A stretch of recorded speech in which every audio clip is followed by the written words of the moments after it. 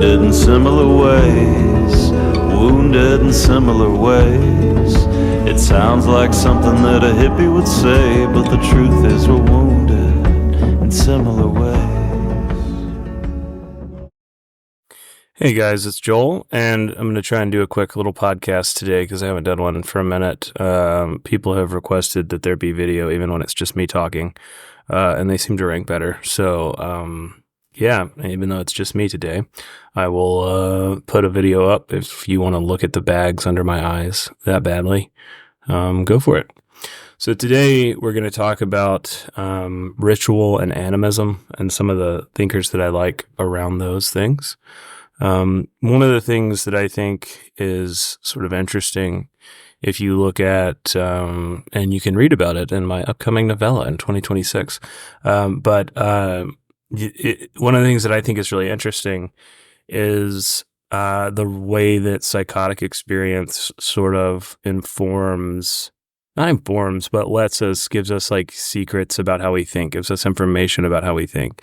I mean, there's a huge history in psychoanalytic practice, sometimes ethically, sometimes not so ethically, of people seeing psychotic experience as this way where people's ego is sort of turned off and they're able to just tell you about these deep archetypes and functions of consciousness. Like, Carl Jung famously was working with people who had schizophrenia, and he realized that they were telling him mythology from these really elaborate systems, some that had just been translated and were the cutting edge of academia at that time.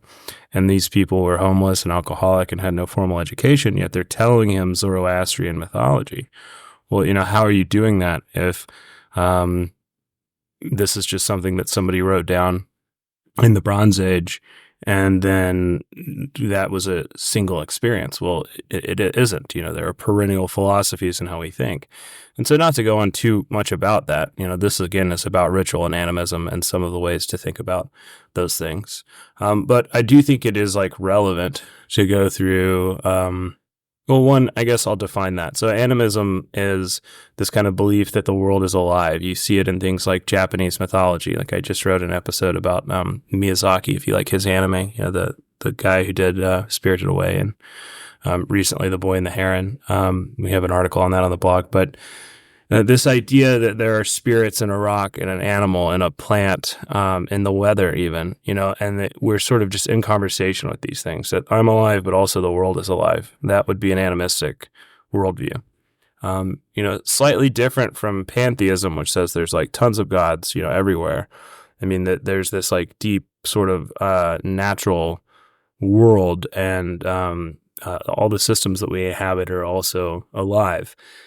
So you see in animism a lot of reverence for everything. They tend to be cultures that don't double down on greed or exploitation or killing the natural world, because you're respecting it as a living creature that you are in conversation with, that has power over you. Ritual is a different thing. So ritual, I think, is when you take a set of things, and it can be to enact, well, we do both at the same time. We're just fighting about the causation or the reality of it, right? Either a psychological or a metaphysical conversation that you're having through a repetitive or controlled practice, So if you go to church and you have communion, that's a ritual, because what you're doing is you're saying, I remember Jesus had a Last Supper, and I remember that the Last Supper was a metaphor for him going to die for me, and his body is bread, his blood is wine, and he said this when he did this, and now we continue to do this in remembrance of him. In the Episcopal Church, that's what they say. So that is a ritual where we are saying that this thing is connecting us to either psychological or a metaphysical reality, or a little bit of both. And animism, one way to think about it is that you're taking your psychology, your consciousness, and you're turning it down. Your ability to be the responsibility is turned down a little bit of I have to understand the entire world. I have to know everything. I am the only thing that is alive, and I'm taking this image of this other person, and this image of this other person, and this image of the mountain, and I have to know how to build the engine, and I have to... You're turning that down a little bit, and you're becoming sort of less conscious or less solely responsible for the conscious ordering of the world, so that you can hear the rest of the world be alive. And you can somebody may be listening to this and they may be pagan or lean animistic and believe in these things as a literal force. Other people are going to understand that as a psychological or anthropological reality, but that's a way to think about it. I'm turning my consciousness down a little bit, my inner voice down a little bit so that I can hear the world speak, or I can hear the world be alive. Ritual, I think, is when you take these forces of the unconscious, these emotional realities in the brainstem, and you project them onto objects to do a reenactment of something, or to have power over something in this external way to later have it reflect this internal reality. So say I want to go do a spell, like I want to go down to the pagan store and I'm going to do a spell with some candles. And I look at, astrology that speaks to the significance of how I do the ritual. And I say, I broke up with my girlfriend, boyfriend, whatever. I'm very sad about it. I don't want to be sad anymore. And why am I sad? I'm sad because I'm missing this thing that is a part of me. And so I take a candle and I light it on fire. And I do a ritual where I say, this is me, this little candle, and it's missing this piece. So I'm going to let it burn all the way down. And now that it's burning all the way down and going out, I'm going to get another candle. So this represents, this depleted and reduced and depressed and sad me that has been burned all the way down to the ground over the time that I've done my drum circle ritual, represents the old me. And I'm going to light this new candle, which represents the new me in all of its fullness that is now not missing anything, that has been restored. And I'm going to take, in the ritual circle, this old candle away, or turn the disc that it's on so that it's in a different position, and then put the new candle there. And what I've done is I've said, I'm no longer sad. I am okay. I'm enough. I'm whole after this setback internally. I've said that externally, right? So that I can later say the internal reality that this thing that I was doing, was describing, has changed. Now that I can withdraw this projection back inside of me, and I can feel like I've changed this internal reality of being sad through this external practice, or this external, maybe it's an external thing that you want, like a new job or something, you're doing a ritual to get it. But that's one way of thinking about ritual, is that you're projecting on these objects an internal reality, moving them around, and then withdrawing the projection to have back, that change.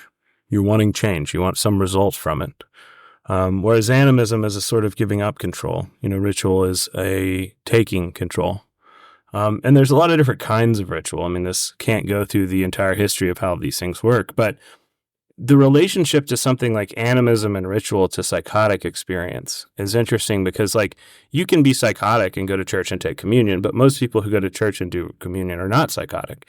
You could, I guess, be psychotic. When you are psychotic, you may have animistic phenomenon where you hear, things, that otherwise are not there speaking to you. But that doesn't mean, I don't think everybody who believes in animism, who experiences it, is psychotic, because for a large period of our development, this episode is kind of a sequel to that Neolithic anthropology, that architecture, Neolithic architecture, one about the dolmen, because a lot of people responded, and this is a follow-up to that. But remember, for a large part of our existence, our humanity, we were sort of animistic, or if you want to call that psychotic, then you're saying that humans were psychotic up to fairly recently on the timeline. I mean, more recently than the brain changed. So then I think if you want to define psychosis as any participation in religion like this, which I don't think most people do, I've heard some people say that, then you have to kind of see that the forces of consciousness as more of a cultural phenomenon than an evolutionary one, because we were living this way up until fairly recently, where there were just sort of assumptions about how things worked that were part of our life that we heard. And one of the early people who kind of examines this is James Frasier, if you've ever read The Golden Bough. And James Frasier is a really early anthropologist who is going through these different ways of thinking and trying to figure out what it is that makes mythology of the ancient world and the modernist conception of gods and everything, what changed? Why do people think so differently now than they did? I would argue that they don't really. So, James Frasier writes The Golden Bough in, I think like 1890. And it's controversial. It gets kind of more popular until the 20s, but it's this comparative study of mythology and religion that looks at these different patterns in religion and the way that people believe things. He's influenced by Tyner's work on animism. And one of the things that Frasier is looking at is how ritual is this means of controlling the supernatural, that you're controlling something and then you're, and so he comes up with this idea of sympathetic magic, that like produces like. If you do a tiny ritual play of rain with dolls or corn or something, that will actually, because that is like, greater reality of this universe, that the universe will hear it and respond to it. And that there's a synthesis between your recreation of this thing in a microcosm and the macrocosm reality that you're trying to control, either to get something out of the universe, like the physical natural world, or in the emotional sphere inside of you, or both. There's rituals, I think, where you're taking, the little thing and you're modeling a supernatural reality, and there's ones where you're modeling an internal reality of I want to get over a breakup or I want it to rain on my crops. Those are two different rituals. And then there are places, probably like something like communion or most of the major religions, the things that endure become more broad, where you're doing both. You're talking about a psychological inner state in you or a spiritual inner state in you and a bigger state in the world. There's rituals that do one, the other, or both. And somebody who comes after Frasier, Julian Jaynes. Jaynes is one of those people who I think he's looking at something that is like an unavoidable reality that you have to look at, but that also you're going to be describing that unavoidable perennial reality with a metaphor. And Jaynes's metaphor is probably not the most popular. It doesn't really work. So he in 76, he publishes The Origin of Consciousness and the Breakdown of the Bicameral Mind, which is about bicameralism. And there's this idea that the reason that in Greek mythology, we heard gods and people just said, oh, the altar's speaking to me or whatever. The reason that existed is because we just had a mind that was evolutionary and biologically different, where the creative side of my mind was not cut off from the logical yet, biologically. And so it would just tell me information, and I would hear Poseidon talk to me when I was trying to get home to Ithaca, and I would just hear Athena tell me that I was going to win this war after I made an offering, at the Parthenon, or the Oracle of Delphi. Maybe, it wasn't so much the gas she was huffing. She was just hearing the voice of the god more. And he's saying that biologically we used to hear our ideas as physical realities, and that slowly the unconscious mind kind of separated and became something that we could ignore more, but it was still there, but we no longer heard it directly. And I mean, the book is interesting depending on how literally you want to read it. Jaynes dies feeling like he's not wrong, but he didn't really say what he wanted to say right. His perspective is definitely this reaction to behaviorism. Like all the behaviorists, I think the line that he says is that they solve the problem of consciousness by ignoring it, that you can say that you've solved how cognition and the inner monologue works if you only study behavior and reduce everything down to empiricism, which it's funny because that is the study of behavior and the study of, I think, cognition are related but separate sciences. And but don't tell that to a behaviorist or a cognitive behavioral therapist. So what Jaynes is doing is trying to explain why animism and ritual went away, or we have a different relationship to it. And he's trying to ground that in an evolutionary change in the brain. But the problem is it isn't an evolutionary change in the brain. It's not a biological change. It is a cultural change. Because these animistic states, these ritual states, they're much less common, but they are still possible, right? Like a ton of people have emailed me about how they want me to go to this ayahuasca cult that they do, or not cult in a bad way, but there's like a group, it's not just one of them. Multiple people have said like, oh, I like your podcast, whatever. I appreciate it. I'm not going to go do ayahuasca, but I would imagine that if I did, fly to the Amazon or whatever, that I could have a very animistic experience on this drug. Maybe if I inhabited that world, talked to those shamans, embodied their reality for a really long time, learned to like turn part of my brain off and listen to the trees, I would just start knowing, on this kind of intuitive spiritual way that it was about to start to rain based on changes in the way the world smelled, based on changes in the way that the world looked, patterns of light, wind patterns. My unconscious, if I inhabited that space, would just start to intuitively notice these things, if I could really turn intuition on.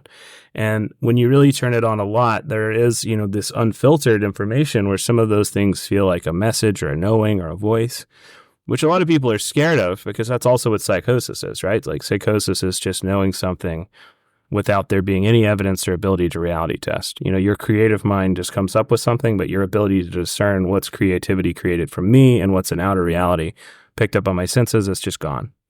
I had a patient long time ago when I first started social work as an intern who was very well spoken, and he also was unmedicated and had schizophrenia. And I asked him one time, I said, you're always telling me you figured out what the government's doing with the lasers and that the satellite's here and it's going to beam these words into your head and different things. And you used to read a lot. You go to the library and there were books about gang stalking or books other people write about these things, and you would learn from that. And then you stopped doing that when your car quit working. And then you used to have internet. So you get on your phone and you'd get on these forums and people talk about how they were persecuted, and you would figure things out that way. But you've just kind of been in your house alone for a year. You haven't gotten on the internet because you hadn't had it. You hadn't gone out to get these things. So how are you figuring this out? Just alone in your house. You're talking about satellites in space. And he told me something that is the best description of a delusion, I think, phenomenologically you're ever going to get, which was, you get that feeling where you're wondering if something is true, and you start wondering if it's true or not, but then you just know that it is. And you don't have to do that thing where you figure it out.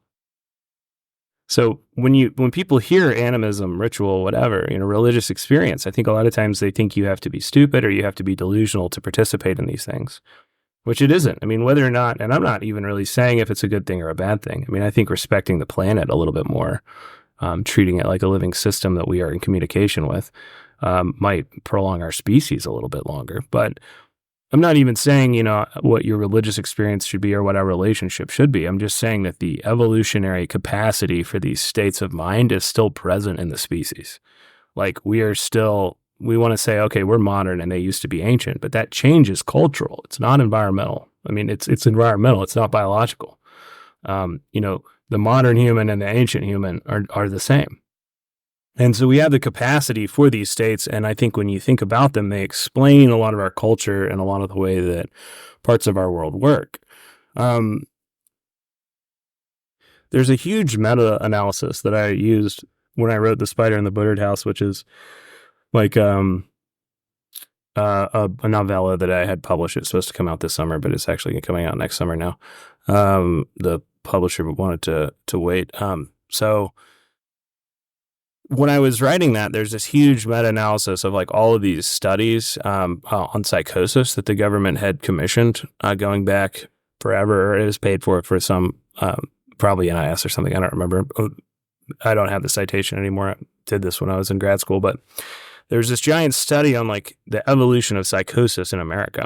And how you read that as a behaviorist and you don't change what you think, I don't understand. But one of the things was that, essentially like pre-depression era psychotic states looked a lot like animism.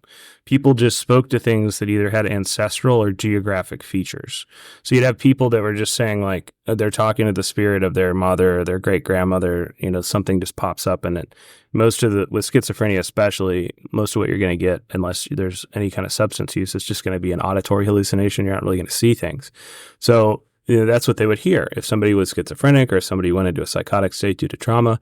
Also geographic, the thing that lived in the river, the town, it was the nature of these things kind of spoke to you. And largely they weren't distressing. I mean, sometimes people aren't as productive when they're psychotic. But the town and the people kind of compensated for it. The idea of that people who were spiritual or people who go into psychosis become violent just wasn't a bias that Americans had, because it wasn't a reality that we had. And then during the Depression, what would happen largely is those voices started to change into asking for help. It was like they were needy, they were hurting, they were hungry, they were tired. They'd ask if you could help them, or they would just be crying. But there was still this through line of like empathy and compassion in them. Like they were grateful if people spoke to them or helped them. And then also a lot of times they were encouraging you to help others. So it wasn't even asking for something. It was just saying like, give your money to the poor, get a blanket. Could I have a bite to eat? Can you help me? And also I'll help someone else when I'm back on my feet. It was just this sort of reflective cultural trauma of people had nothing, but in the Depression, a lot of them weren't hopeless. Like they still felt like they would pull through this. That the state of the Great Depression was not the way that the world was going to be forever, even though it changed it a lot. As you lose that greater hope, I'm not going to go through like the Vietnam War and there's a lot of other cultural studies that you could cite here, not about psychosis, but there's a lot of things that start to happen post like 1960 where people don't think the world will go back to being as good as it was.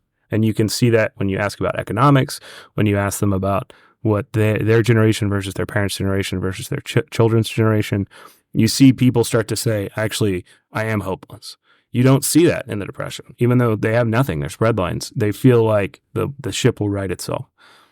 So when you get like past the Depression, when you get into, you start to get into modernism, like in the 50s and 60s, the voices become distressing, they're manipulative, they're antagonistic, and there's always this theme of hierarchical control, fascism or racial superiority or some kind of power struggle. And then as technology picks up 70s, 80s, 90s, just exponentially, the voices become about esoteric conspiracy theories controlling people with technology. And even if there's a religious characteristic to the delusion, there's some sort of technological surveillance. There's a fascination with technology. And this feeling that like we're being watched, we're being controlled, that there's this meta-organism of technology growing around us like a virus that's connecting everything and we can't get away from it. It's something that we start to like see in psychotic experience. And so what I think is that and a ton of the ability especially in the 90s, for you to talk about your religious delusion, but also your technology delusion and fuse those together, was around UFOs, because UFOs they filled in all the blank spaces, and where religion or Christianity, the paradigm of Christianity that Americans had in the 90s was failing to explain the world. Like if you make this stuff more of a technological metaphor, then you can do it, better, or you can fill in the gaps in the explanatory power of that cosmology. And so, like I think that what you're seeing through psychosis changing is you're seeing people's insecurities and their fears about America and what it is and the world that they inhabit be shown to you when they become psychotic, because they can't tell the difference in their unconscious insecurity, the emotional world they inhabit, like Jaynes is noticing, and the logical one. And so they start telling you these emotional realities like they're logical realities. And a lot of that, when I worked with schizophrenia, like I always just listened to what people were saying as a metaphor. Like the psychosis, like if you debate that somebody has a dragon in their basement, it's the biggest waste of your time as a social worker. You'll never win that debate. If you try and do psychoeducation and you say before they're stable, when they're psychotic, if you're like, well, the medication will take it away, and you think you see that is, you're letting them intellectualize and you're letting them confabulate, and you will always win that because you're debating an emotion. The kind of things that get you places are when you're starting to say like, instead of, there's not a dragon in the basement, there's not a cabal of people coming after you, you're making that up, you're not actually that important, nobody cares. What you're saying is like, you feel alone and you feel persecuted, and that must feel terrible. And I wonder what you need to feel better, And I feel like that sometimes. And we have so little control over our lives, don't we? And I wonder what we do have control over here. I feel like sometimes, I want to make a list of what I can change. You're right. The thing you're talking about, maybe we can't change that. What can we change? And now I'm meeting them in the emotional truth that they're going to defend tooth and nail, that I'm alone, I'm persecuted, nobody gets me, there's a system that's go out there. Now, it's not aliens or it's not the CIA or whatever, most of the time, but that is true. they are part of a class that nobody cares about. They are a bunch of people that a whole lot of people don't really care if they live or die.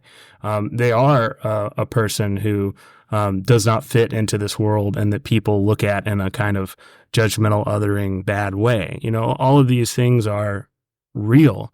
They're just not real in the way that this person is literalizing that emotion. And so I'm not enabling the psychosis. I'm not saying, if you take the pills, they'll kill the dragon. I'm not telling them that this thing is real. I'm only telling them the part of it that is most important is real, and that makes everything else irrelevant. And so I think ritual as a psychological process is something that I've written about before. Robert Moore is the Jungian analyst. I don't like all of his work, but where he's most interesting to me is where he's kind of like working with Victor Turner and looking at ritual process and different things.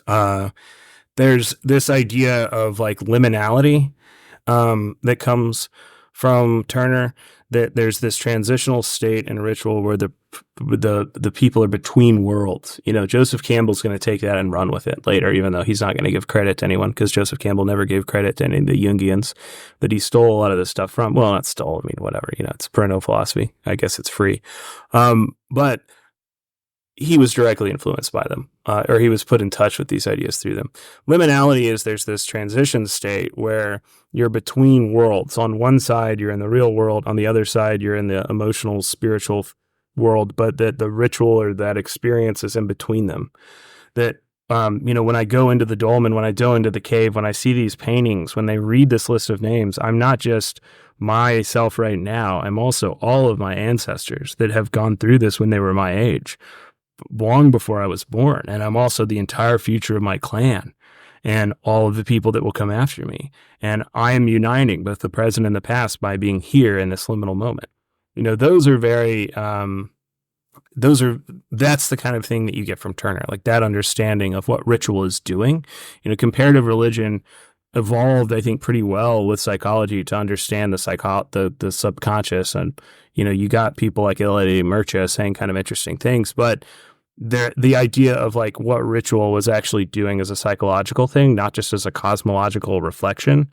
I think Turner gets that it isn't just a recreation of, a sympathetic magic. It's you actually trying to pull together two parts of the mind that don't want to go together and sitting through the tension of that opposite or the paradox of those opposites, in the same way that a lot of psychologists are describing. Adler says compensation. Jung says the shadow, Freud makes it very sexual and says the id, but they're really saying that there's two opposing forces in the biggest parts of our phenomenological conscious identity as humans.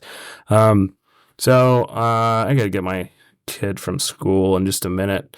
I was trying to think of the other things that I really wanted to get to. I know. I was going to wrap it up with Neumann. So Eric Neumann, that I write about a lot, the origins and history of consciousness guy. He's got more of a philosophy background, at least academically, than Jung does. Jung read a lot of philosophy. And so, when Eric Neumann writes, the origin and history of consciousness in 49, I think, 50 something maybe, but what he's doing is he's saying, okay, Jung believed in introversion, which there's an inner world, and I believe in extroversion.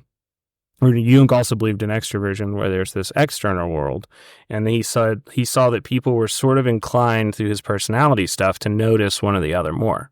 Like if you leave me alone in a room, like I'm very social, I get along with people, I'm talkative, I highly motivated by relationships and community. But if you leave me alone in a room, I'm going to gravitate towards pulling ideas out of my head and then putting them on paper and then trying to chart that inner world and then trying to go somewhere with that. I'm not going to figure out how to like paint a picture to show somebody later because I want them to see it, or like call my friend or what. That's just what I would do, is probably something like this. Well, I'm guilty, alone in a room now. So Neumann is saying there's also this process of centroversion, which is where a historical process where the ego was made, where the self was made. That as animals are evolving, as the mind is evolving, that you have all of these different forces that are popping up, these different parts of self, like I had to have a part of me that wanted to mate and have offspring. I had to have a part of me that knew how to like become aggressive and hunt and threaten the people trying to hurt my offspring. I had to have a part of me, all of that stuff that gets watered down into Evo Psych BS and like repackaged on YouTube by men's rights guys. Like he there was this sort of archetypal unconscious energy when we were an animal, and we were an animal because we were like completely part of nature. And then slowly we became smarter. And when we became smarter, there became so many forces, so many drives, or, Jung would call them archetypes inside of us about how to handle information, that there had to be some sort of organizing principle in the middle. And when that happened, that organizing principle of consciousness, this centroverted, or it created to say, no, I'm going to pick between these drives. I'm going to be something separate from them so that I can still hear the evolutionary language, but I can decide when I want to apply it and which one to apply when these evolutionary forces are disagreeing with one another. I mean, if you want to look at neurobiology, I think that's extremely related to the development of the precuneus, because the precuneus in the brain gave us this sense of self. You'll see, like on a QEEG, precuneal dysregulation in most trauma patients that have an impaired sense of ability to integrate self and world, because this part of the brain is essentially like the hub where multiple other parts of the brain that have different agreements about how to handle information are crossing paths and being reconciled. So, like, of course, it's going to be a little stressed if that's a task that is impossible. So what Neumann is saying is that these things, these drives needed to be forgotten by the mind in order for it to manage them.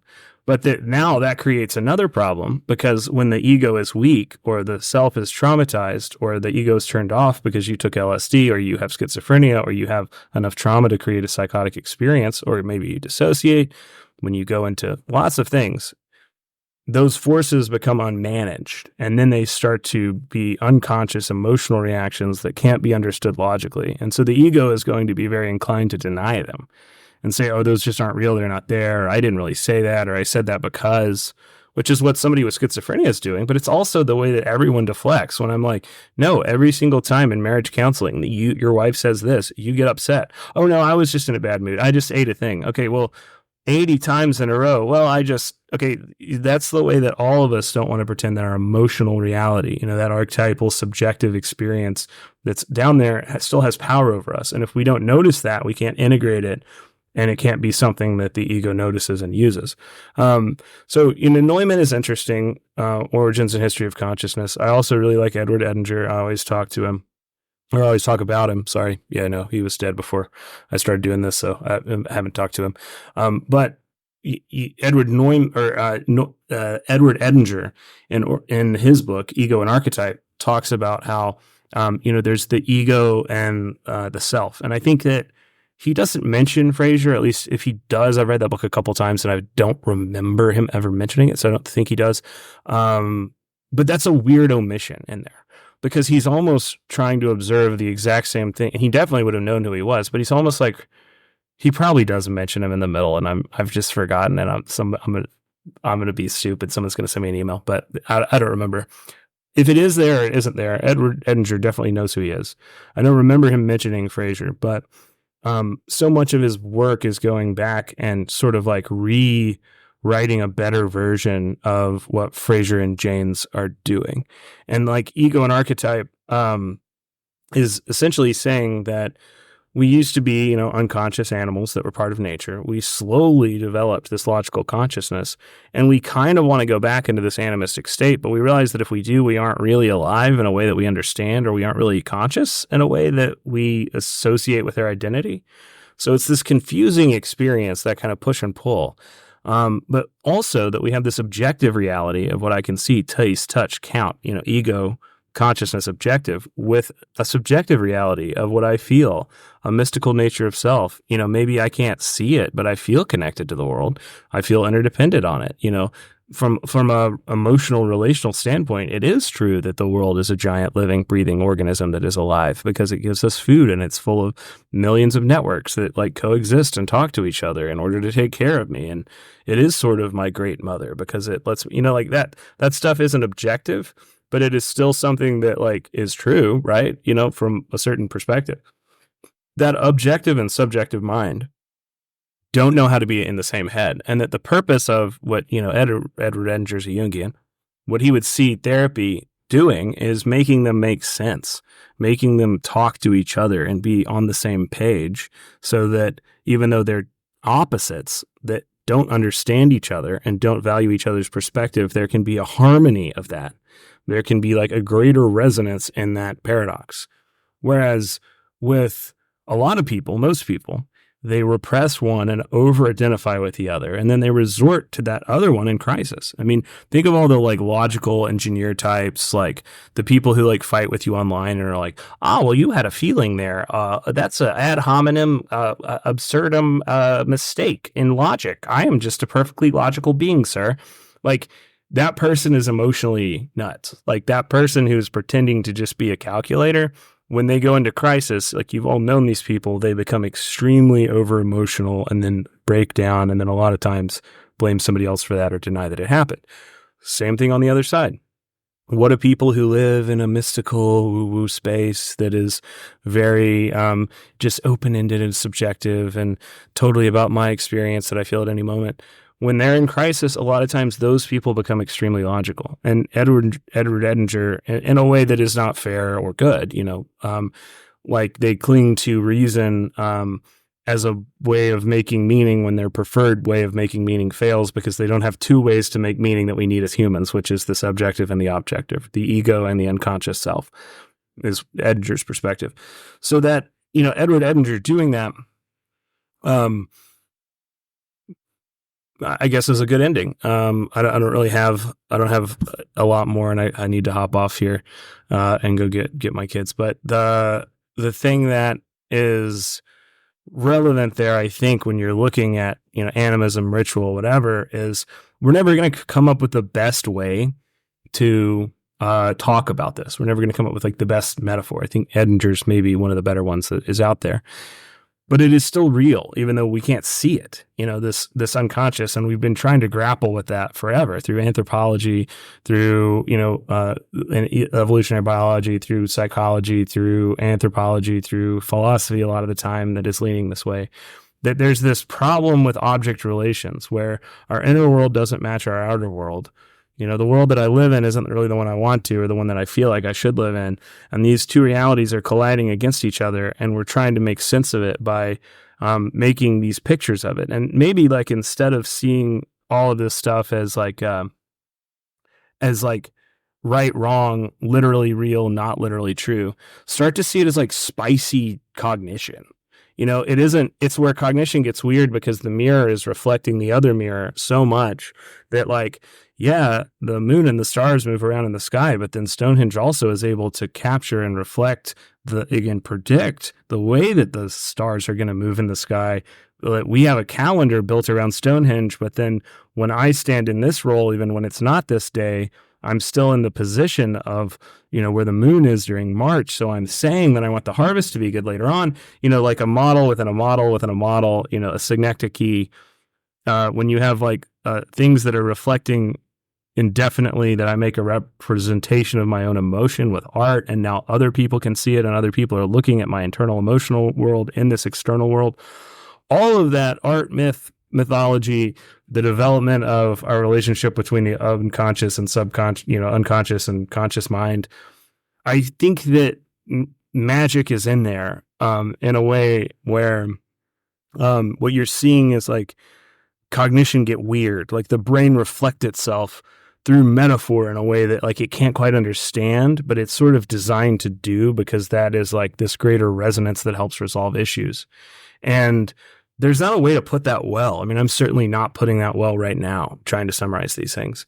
But the point of that is that it's inevitable. And so we sort of have to reflect on it a little bit or learn how to deal with it. And when we do, you start to see I think religion and conspiracy theory and artistic practice and a lot of those things in a more gentle one, but also like more nuanced way. And then two, we see a ton of the people that are fighting about politics or are fighting about religion or are fighting about, am I the victim? Do I get to be the victim or are you the victim?